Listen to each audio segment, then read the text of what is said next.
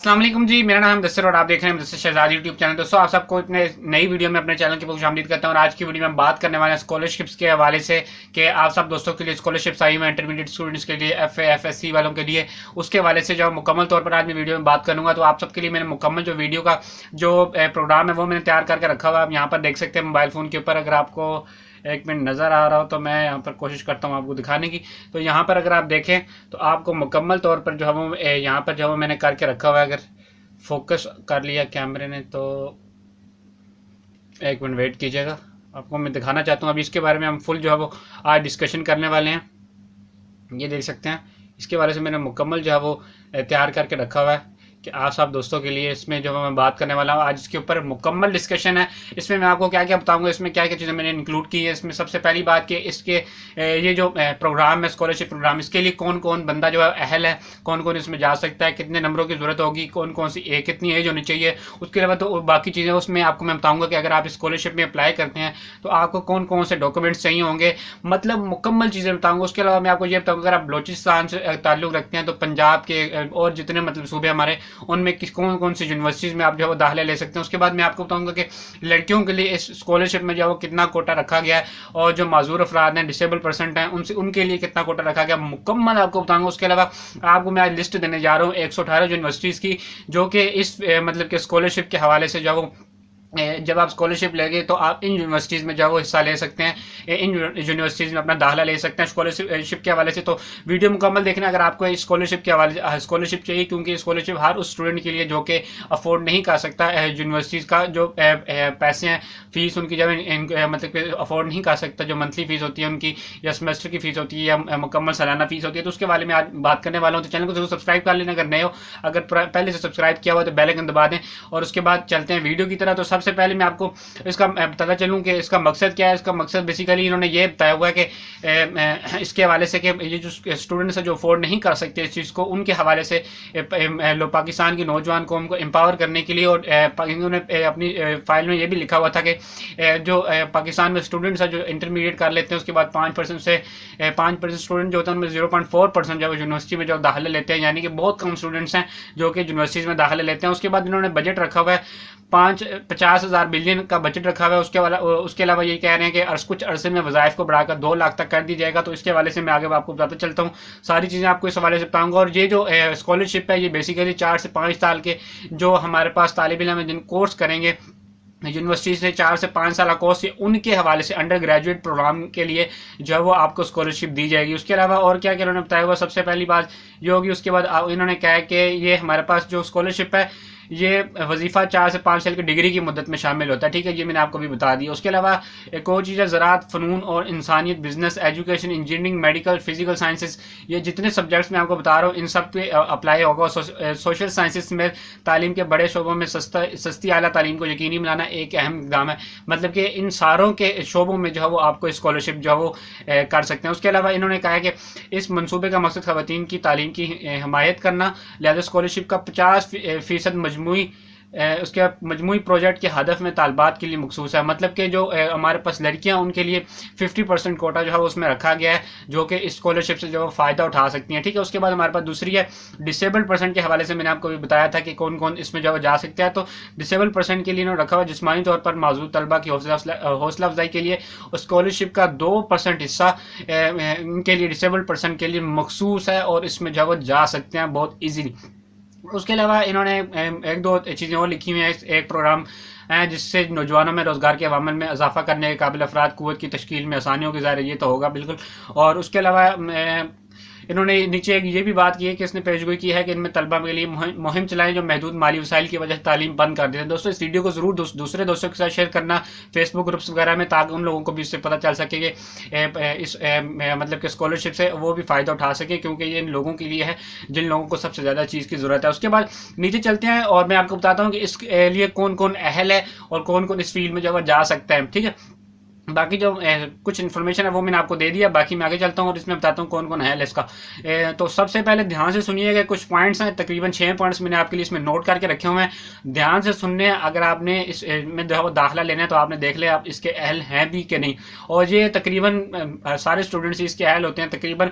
उसके अलावा पहला पॉइंट है इसमें वो तलबा जो फिलहाल मुंतखब सरकारी शोबों की यूनिवर्सिटियों में अंडर ग्रेजुएट प्रोग्राम में दाखिला ले रहे हैं। मतलब अंडर ग्रेजुएट प्रोग्राम का मतलब होता है कि उन्होंने अभी तक जो डिग्री नहीं ली होती, तो उसमें जब वो दाखिला ले रहे हैं तो उनके लिए जो वो माविन हो सकता है, उनके अपने सेमेस्टर के लिए वो माविन हो सकता है। उसके अलावा जिन दरख्वास्त दहिंदगान ने मेरिट पर दाखिला हासिल किया वो मुतल्लिका यूनिवर्सिटियों के दाखिले के मयार को पूरा करते हैं। मतलब कि जिन्होंने मेरिट पर दाखिला लिया, अब यूनिवर्सिटी में ज़ाहिर है जब आपने दाखिला लेना तो मेरिट के आयल होंगे तो आप दाखिला लेंगे, तो आप दूसरी तरह से तो ले नहीं सकते। जब आप मेरिट पर दाखिला लेंगे तो ये इन्होंने कहा कि उनके लिए भी है। मतलब अभी तक 2 कंडीशन हो चुकी हैं जो कि तकरीबन हर स्टूडेंट्स की जो पूरी होती है। उसके अलावा नेक्स्ट यूनिवर्सिटी में दाखिले के लिए यूनिवर्सिटी क्वाइट के मुताबिक उम्र की हद की जाएगी। मतलब कि यूनिवर्सिटी में जो जब दाखिला लेते हैं तो उसकी उम्र आपसे जो वो देखी जाती है कि इनकी कितनी उम्र है, उसको जो है वो कितना कौन सा इनके जो कोर्सेज हैं, डिग्रीज हैं वो आप लेने जा रहे हैं, उनकी उम्र के हवाले से देखा जाएगा।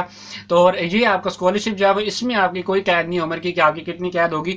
जब आप यूनिवर्सिटीज़ में जाते हैं तो वो आपकी उसकी मतलब मुताबिक जो है आपको ये स्कॉलरशिप देंगे, ठीक है। उसके अलावा इन्होंने जो 5वां पॉइंट है वो लिखा है, पहले से ही चौथा पॉइंट है, पहले इसे किसी दूसरे स्कॉलरशिप या किसी दूसरे जरिए से ग्रांट हासिल करने में तलबा दरख्वास्त देने के अहल नहीं है। मतलब कि अगर पहले किसी प्रोग्राम में वो इस तरह के प्रोग्राम में जहाँ से फ्री इमदाद वसूल की जा सकती है, वहाँ पर अगर किसी ने अप्लाई किया हुआ था और वहाँ से इमदाद ली है तो वो दोबारा जो वो इसमें प्रोग्राम में जो वो दरख्वास्त देने के अहल नहीं है, यानी उनको जो वो स्कॉलरशिप नहीं दी जाएगी, वो दरख्वास्त ना दें। उसके अलावा दूसरी है तलबा जिन्होंने self tennis, self sports, self finance शाम प्रोग्राम में दाखिला कर लिया वो नाअहल हैं।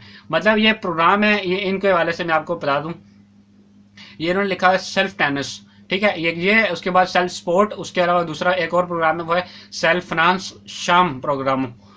शाम प्रोग्राम ये इस तरह के इनके प्रोग्राम्स के नाम है। इनमें शायद पहले से इस तरह की मतलब कि कोई कंडीशंस रखी गई थी, उनको फ्री शायद उनको दी जाती है तालीम, वहाँ पर इनका जो पूरा हो चुका है कोटा, तो अब दोबारा जो है वो इनको अहल करार दे दिया गया कि इसमें नहीं कर सकते। तकरीबन काफ़ी ज़्यादा स्टूडेंट्स मतलब कि नहीं करते इस तरह की चीज़ें, उनको इसके बारे में मालूम नहीं होता तो वह नहीं करते, तो तकरीबन जो हैं। उसके बाद दोहरे तालीम हासिल करने वाले तलबा प्रोग्राम नाअहल हैं। दौरा तालीम हासिल वाले तलबा प्रोग्राम नाअहल है, मतलब तालीमी दौरा पहले से वो मतलब कि कहीं पे कर रहे हैं तो वो भी इसमें जो है नाअहल है। अब आपको मैं ये चीज़ बताता हूँ कि आपने क्या क्या डॉक्यूमेंट्स अपने जब अप्लाई कर रहे हैं तो लेके जाने हैं। बहुत ज़रूरी इसलिए है क्योंकि जब तक आपको इस चीज़ के बारे में नहीं पता होगा कि आपने क्या क्या चीज़ आपके पास होनी चाहिए, तब आप इस चीज़ में अप्लाई कर सकते हैं। तो आपको मैं अप्लाई करने का तरीका भी बताऊँगा और आपके सारे क्वेश्चन के सवालों के जवाब मैं लास्ट में दूंगा जो कि इस प्रोग्राम के रिलेटेड है। तकरीबन 20 से 25 क्वेश्चन होंगे, उसमें मैं आपको सारे बताऊँगा कि आपने जब इससे क्या क्या कौन कौन आ सकता है, जो मुख्तलिफ आपके जहन में घूम रहे होंगे, उन सारों के सवालों के जवाब मैं आपको इस वीडियो में दूंगा। ये मुकम्मल वीडियो है, आपको इसको जरूर लास्ट तक देखना ताकि आपको इसका फायदा हो। तो इंपॉर्टेंट डॉक्यूमेंट्स की तरफ चलते हैं जो कि मैंने आपके लिए बना रखे हैं। तो ये आपके सामने पिक्चर, अगर आप कमेंट बॉक्स में कहेंगे तो मैं व्हाट्सएप ग्रुप में जो है इसको शेयर कर दूंगा आप सब दोस्तों के लिए जो कि इससे फ़ायदा उठा सकते हैं। और आपके लिए जो वो मैं डिस्क्रिप्शन में भी डाल दूंगा लिंक व्हाट्सएप ग्रुप का, तो वहाँ से आप जब ज्वाइन कर सकते हैं। तो वहाँ पर आपको ये इमेज है ये जो मिल सकती है बहुत आराम से। उसके अलावा सबसे पहली चीज़ जो लेके जानी है वो है कॉपी ऑफ एप्लीकेंट CNIC या बे फॉर्म। जब आप जा रहे होते हैं स्कॉलरशिप को अप्लाई करने के लिए तो आपको अपना बे फॉर्म या फिर CNIC की कॉपी आपको चाहिए होगी पहले नंबर पर। उसके बाद आपको दूसरी क्या चीज़ चाहिए, copy of CNIC father mother या गार्डियन, मतलब कि कोई भी आपका जिसको कह सकते हैं वालिद हैं वालदा हैं। उसके अलावा जो आपका सरबराह है जिसके अंडर जो है आप रह रहे हैं या अपनी राइश वजीर है, तो वहाँ पर आप उसकी तीनों में से जो कोई भी कॉपी लेके जा सकते हैं CNIC की, ठीक है। उसके अलावा तीसरी जो चीज़ लेके जानी है वो है सैलरी स्लिप या इनकम सर्टिफिकेट। अब सैलरी स्लिप और इनकम सर्टिफिकेट आप किस चीज़ के लिए लेके जाते हैं, जो वालिद साहब की आपकी या फिर वालदा की या फिर वही आप मतलब कि जिसके ज़ेर साया रह रहे हैं उनकी जो वो सैलरी स्लिप आपने लेके जानी है या फिर इनकम का सर्टिफिकेट आपने जो लेके जाना है। उसके अलावा चौथे नंबर पे जो चीज़ लिखी है वो उन्होंने पॉइंट लिखा हुआ है कि if father is labourer or daily wage, मतलब रोज़ाना का काम करते हैं। उसके अलावा शॉपकीपर हैं, private job then attach undertaking of income certificate in minimum amount of stamp paper. और स्टैम्प पेपर आपने RS50 का जो है इसके साथ ज़रूर ऐड करना है अगर आपके वालिद जो है वो शॉपकीपर हैं, प्राइवेट जॉब करते हैं तो या डेली वेज मतलब रोज़ाना की इस तरह की जो है वो काम करते हैं, ठीक है। तो आपने इसके साथ ज़रूर चीज़ ऐड करनी है। उसके बाद 5वें नंबर पर जो पॉइंट उन्होंने लिखा है copies of last 6 month utility bills. आपने यूटिलिटी का बिल जरूर इसके साथ ऐड करना है जो कि आखिरी 6 महीने का, मतलब कि आखिरी 6 महीने के अंदर अंदर आपके पास आया हो। उसके अलावा इलेक्ट्रिसिटी का बिल भी आप जो है वो कर सकते हैं, साथ और गैस का, टेलीफोन का, वाटर का, पानी का मतलब क्या होता है जो, वो भी आप जो है साथ अटैच कर सकते हैं इफ़ एप्लीकेबल, अगर अवेलेबल हो तो। नहीं तो आपने जो है वो इसकी यूटिलिटी बिल्स की जो है कॉपी जरूर सेंड करनी है साथ, ठीक है। उसके अलावा इन्होंने एक और चीज़ कही है जो कि 6 नंबर पे रिक्वायरमेंट है, डॉक्यूमेंट्स आपने लाजमी तौर पर अटैच करने हैं, वो करने हैं rent agreement in case of rented house. अगर आप किराए पर रहते हैं, आपने कहीं पे रेंट लिया हुआ है हाउस, तो उसकी कॉपी आपने ज़रूर जो है सेंड करनी है इनको, अगर आपने लिया हुआ है। अगर आपका अपना है तो फिर इन्होंने ऐसी कोई रिक्वायरमेंट इधर जो है अभी तक लिखी नहीं है, ठीक है। उसके बाद 7वें नंबर की जो बात है वो है copies of last free receipt of applicant and siblings if available. मतलब कि आपके पास जो अगर लास्ट कोई एप्लीकेंट की रसीद पड़ी हुई है तो वो आप जो साथ जरूर ऐड कर सकते हैं। उसके बाद इन्होंने 8वें नंबर पर कहा है कॉपीज ऑफ मेडिकल बिल्स। अगर आपके पास मेडिकल बिल्स है तो उनको आप जरूर ऐड कर सकते हैं, और रिलेटेड डॉक्यूमेंट्स मतलब मेडिकल के साथ जब इसके पड़े हुए हैं तो वो भी आप जो है ऐड कर सकते हैं। उसके अलावा 9वें नंबर पे इन्होंने जो चीज़ रखी है वो है 1 passport size photograph of applicant. जो मतलब कि आप अपनी जो है वो फ़ोटो जो है वो देंगे, अगर आपके पास मौजूद नहीं है तो आपने खिंचवानी है, ये लाजमी है। एक पासपोर्ट साइज फ़ोटो जो है वो आपने लाजमी तौर पर साथ लगानी है अपनी, ठीक है। उसके बाद एक और इन्होंने जो की हुई है 10वें नंबर की जो रिक्वायरमेंट है इनकी, ये भी है कि एक जो कि घर की आउटसाइड फ्रंट, मतलब कि घर के बाहर जाके फ्रंट साइड की तस्वीर लेकर आपने जो है वो उसकी जो है वो मतलब कि हमें जो है वो इसके साथ अटैच करके देनी है, ठीक है। अब आप जो है इसके हवाले से सुन लें कि इसका अमल जो है वो कैसे होगा, इसको मतलब कि कैसे कैसे इंप्लीमेंट किया जाएगा स्कॉलरशिप को, और कैसे कैसे आप जो है वो इसके मतलब कि अहल ठहर सकते हैं। आपको मैंने इसके पहले भी चीज़ें बता दी।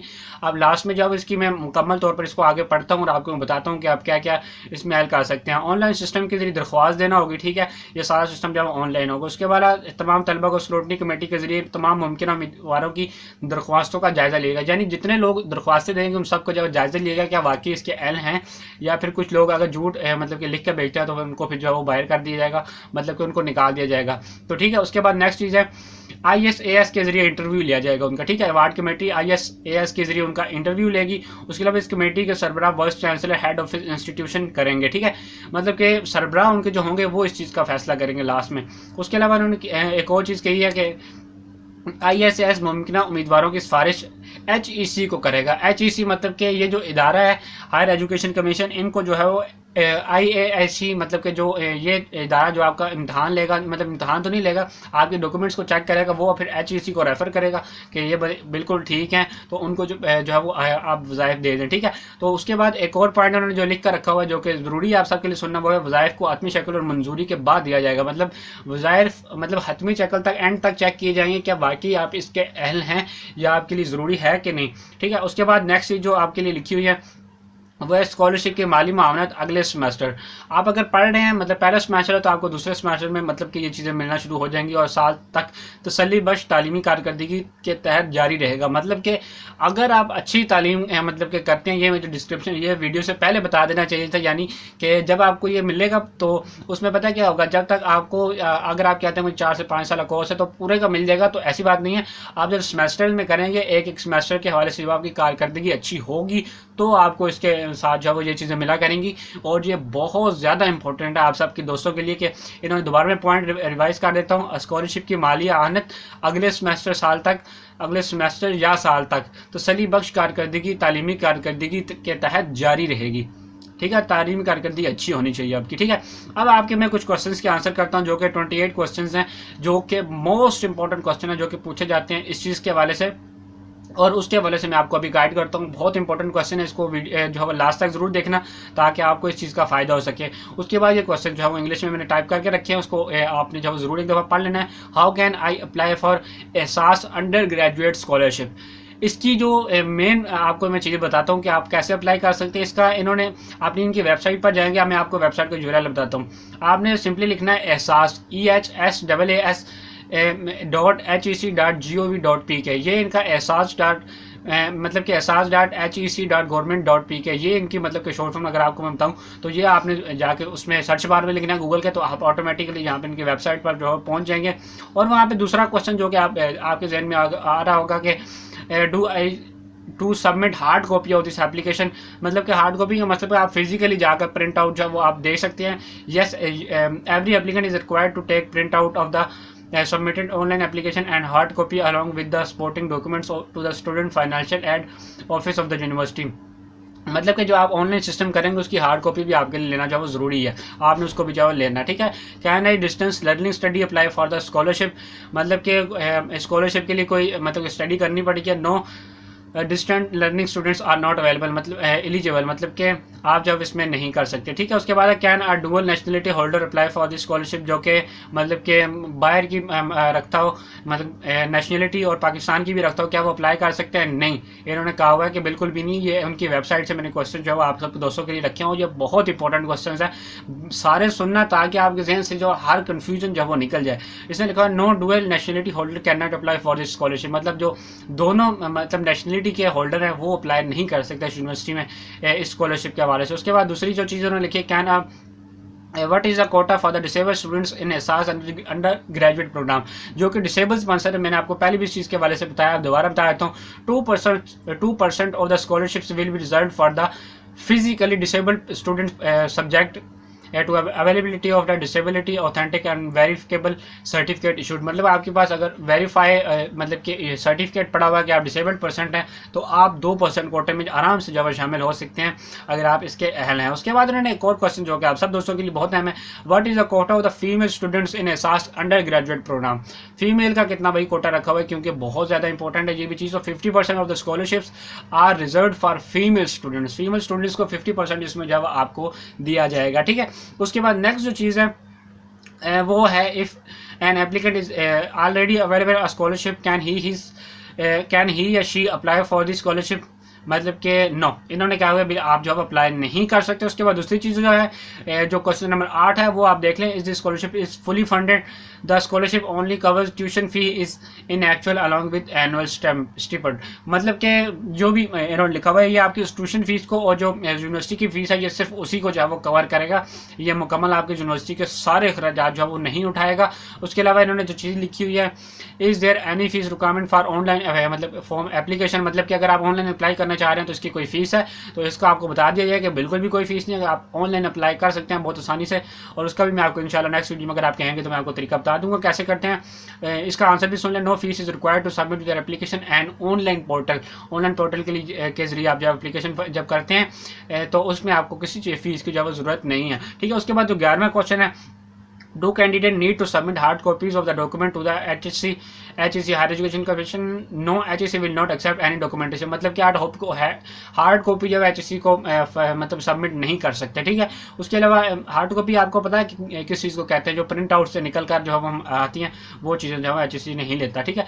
What is the deadline to apply for this scholarship, ये इन्होंने लिखा हुआ deadline is to apply for this scholarship is 10 December 2019। अब मैं आपको इसका क्लियर कर दूँ कि ये 10 दिसंबर 2019 लिखा हुआ है, लेकिन इनकी वेबसाइट्स के ऊपर अगर आप डेली का देखें तो ये 6 मंथ और इसमें इजाफा कर दिया गया है, तो आप इसमें जो है आराम से हिस्सा ले सकते हैं, तो ये जो है बहुत ज़्यादा ईजी है, ठीक है। उसके अलावा क्वेश्चन नंबर 13 है वो है, students who are already enrolled in public universities can apply for this scholarship, मतलब किसी भी पब्लिक यूनिवर्सिटी में क्या वो पहले से जब पढ़ रहे हैं मतलब के, तो वो इसमें स्कॉलरशिप में हिस्सा ले सकते हैं। तो येस, स्टूडेंट्स वो have already enrolled in public university institution can apply for this मतलब कि स्कॉलरशिप, आप चाहे पहले से किसी भी यूनिवर्सिटी में पढ़ रहे हो, किसी इंस्टीट्यूट में पढ़ रहे हो, तो आप इसमें जो है अप्लाई कर सकते हैं, तो उसी इंस्टीट्यूट से यूनिवर्सिटी की आपकी फीस जो है वो स्कॉलरशिप जो है वहाँ पर लग सकती है, ठीक है। वो आपको मैं 118 जब भी जो लिस्ट है वो आपको मैं पढ़ कर सुनाऊंगा कि कौन कौन सी यूनिवर्सिटीज़ हैं, तो आपको बिल्कुल आराम से पता चल जाएगा, बिल्कुल चिल होकर आपने सुननी है। वो सारी यूनिवर्सिटीज़ के आपको नाम बताऊँगा जो आपके करीब होगी, उसमें आप जब इसमें जा सकते हैं, ठीक है। और उसके अलावा इन्होंने और क्या क्या हुआ है वो ऑलरेडी,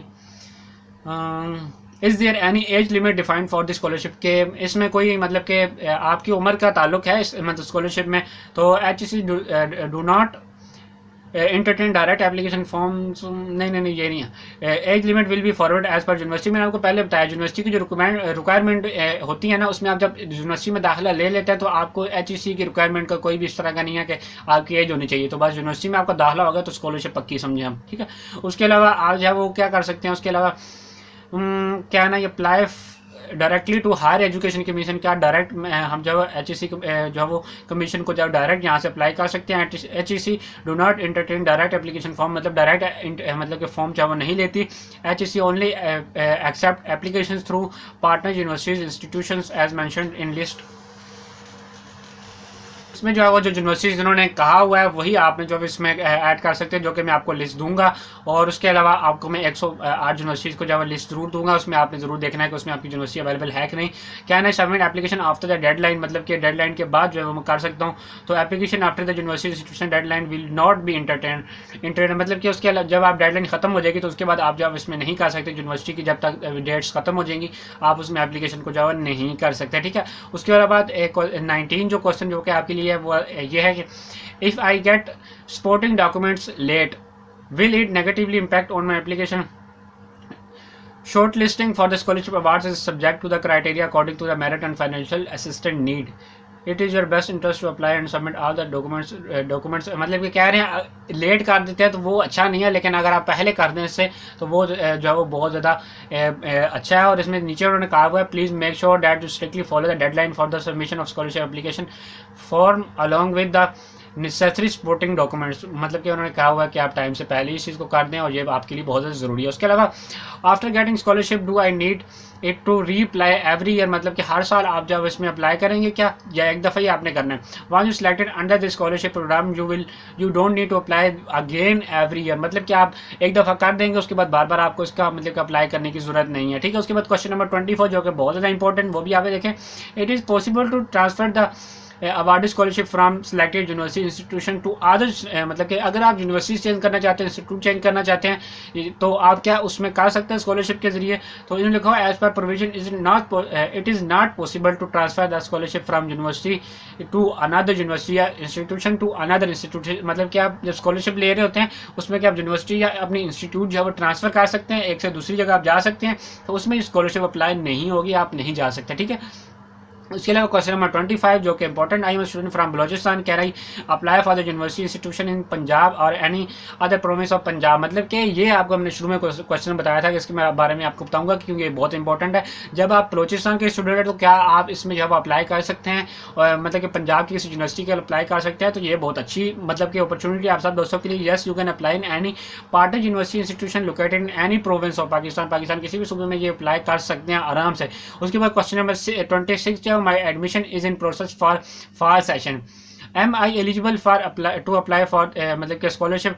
तो yes you are eligible to apply scholarship to the subject to eligibility terms and condition, मतलब कि टर्म्स एंड कंडीशंस को जो अगर आप फॉलो करते हैं सब्जेक्ट की तो आप जब इसमें अप्लाई कर सकते हैं, ठीक है, स्कॉलरशिप के लिए। उसके बाद 27 what is gross monthly income, तो gross monthly income is the amount of income earned in 1 month, ठीक है, एक महीने में जो आप करते हैं। Before taxes or deductions are taken out, उसमें टैक्स भी कटेंगे, डिडक्शंस भी आपकी जगह कटेंगे, ठीक है। उसके अलावा जो क्वेश्चन नंबर 28 है वो है what is net monthly income.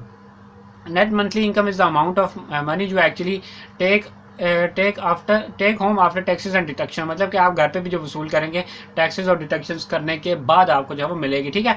उसके अलावा 100 यूनिवर्सिटीज़ की लिस्ट है। अब ये वीडियो बहुत ज़्यादा लॉन्ग हो जाएगी, आपको मैं कैसे बता सकता हूँ, आपको मैं अगर थोड़ा सा दिखा दूँ तो आप शायद देख लें, तो आपको मैं जो है वो यहाँ पर दिखा देता हूँ।